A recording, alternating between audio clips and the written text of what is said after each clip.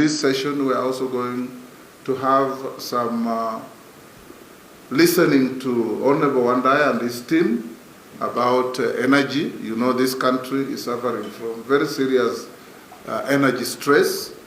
I keep on calling Alex here.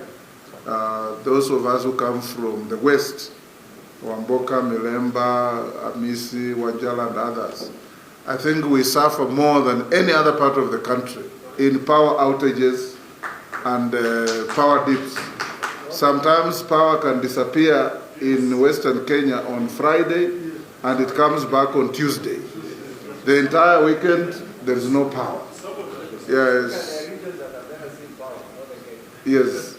At least we have seen it, but it disappears. There are other regions, Kainan says, that have never seen power. So we want Wandai and his team, I'm giving Western just as an example, but I'm sure there are many other stressed areas of the country. We are talking of Kenya becoming a middle-income developing country, and you can't do that if you don't have power to turn the engine of the economy. So we need also to hear from you and your team what you are doing, what you can do, and what we can do to make you do what you ought to do as a ministry and as a leadership of the energy sector to help the country move forward. Because if the investors we are all looking for to come into Kenya find that our power is too expensive, and even when you are ready to pay is not available, it becomes very difficult. A lot of messages from Kenyans in the diaspora. Oh, Mr. Speaker, there is a bill before the House that is going to tax every single income in agriculture. I haven't seen that bill yet, but it's supposed to be a bill brought by the majority leader, which I have not seen. I don't know majority of you have heard of this. There is a bill that is supposed to tax even an egg, supposed to tax a pint of milk.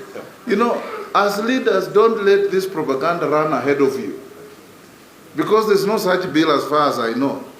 I have also, as your speaker, sometimes gotten embarrassed where you go to a public place like a funeral, and a member who never speaks in the House stands up and says, I'm going to oppose that bill.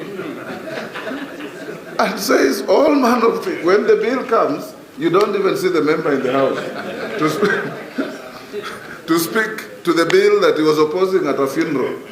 And I keep on asking my members, you know, when you want to oppose a bill, you look very good in front of the public if you point out what you are opposing in the bill.